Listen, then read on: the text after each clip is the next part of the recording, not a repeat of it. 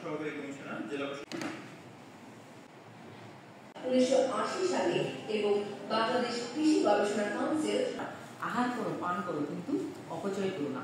আমাদেরও কথা উচিত আমরা যেন অপচয় না করি। হ্যাঁ, আসলে পেশাগত কারণে আমরা বিভিন্ন সময় বিভিন্ন প্রশিক্ষণ গ্রহণ করি।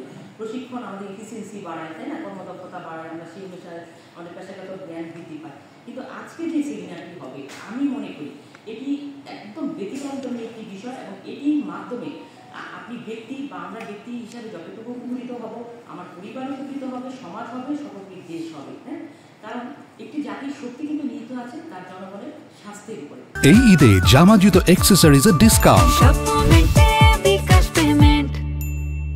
অনেকটাই আদর করে ভালোবেসে আমরা যে খাবারগুলা দিই সেই খাবার, হ্যাঁ, জাঙ্ক ফুড, যেমন তারপরে এই যে ড্রিঙ্কস যেগুলো আছে বাজারে চলতি যে ড্রিঙ্কস গুলা, যেমন কোকাকোলা, পেপসি, 7 আপ, বা বাজারে বোতলজাত যে জুস বা এই যে চিপস, যেগুলো বাচ্চারাও পছন্দ করে, এবং আমরা নিজেরাই অনেকটা ঝামেলা মুক্ত থাকার জন্য তাদেরকে এই খাবারগুলো একটা হাতে ধরিয়ে দিই, যে যতক্ষণ খাবে ততক্ষণ সে কোনো ডিস্টার্ব করবে না।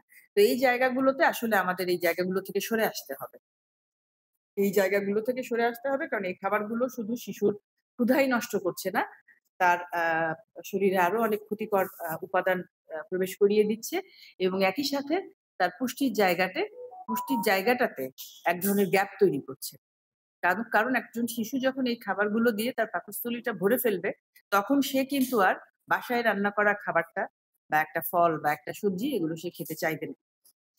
তো আমরা যতদূর সম্ভব চেষ্টা করব এই খাবারগুলো থেকে শিশুদেরকে দূরে রাখতে, এবং পুষ্টিকর খাবার, বাসায় তৈরি খাবার, যাদের সম্ভব হয়, যাদের মানে এই সম্ভাবনাটা আছে যে নিজের বাড়িতে অল্প কিছু সবজি ফলানো, বা বাড়িতে 2-4টা ফলের গাছ আছে, সেই গাছগুলোকে একটু যত্ন করে সেই গাছ থেকেই যে ফলটা আসে সেটাকে শিশুর জন্য তার সামনে ধরা, বা তাকে ওই ধরনের খাবারে অভ্যস্ত করা, এই কাজগুলো আমার মনে হয় যে আমাদের করা উচিত।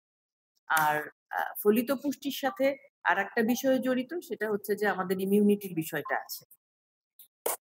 আমার শরীরে যদি পুষ্টি পর্যাপ্ত পরিমাণে না থাকে বা সঠিকভাবে না থাকে, তো তাহলে সেটা দেখা যাচ্ছে যে আমার ইমিউনিটি লেভেলটাকেও কমিয়ে দিতে পারে, যেটা আমার রোগ প্রতিরোধ ক্ষমতাকে কমিয়ে দেয় আর কি।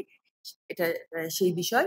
তো এই জায়গাটাতেও আমাদের একটা সুস্থ জাতি গঠনের জন্য ফলিত পুষ্টির বিষয়ে আরো অনেক বেশি গবেষণার প্রয়োজন আছে, আরো অনেক বেশি প্রশিক্ষণের প্রয়োজন আছে, এবং একটা সুস্থ সবল জাতি গঠনের ক্ষেত্রে এই ইনস্টিটিউট আরো বেশি বেশি করে জনসাধারণের কাছে পৌঁছে যাবে।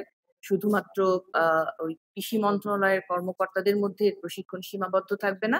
আমরা আশা করব যে আমাদের যারা এই ক্ষেত্রে তারা টার্গেট গ্রুপ হিসাবে বিভিন্ন জায়গায় যারা নতুন মা হয়েছে, বা যারা এক্সপেক্টিং মাদার, তাদের জন্যও, বা স্কুলের বাচ্চাদের জন্য স্কুলে যে এই পুষ্টির বিষয়গুলো ঠিক সহজবোধ্য করে তাদের মতো করে তারা হচ্ছে কাউন্সেলিং করবে।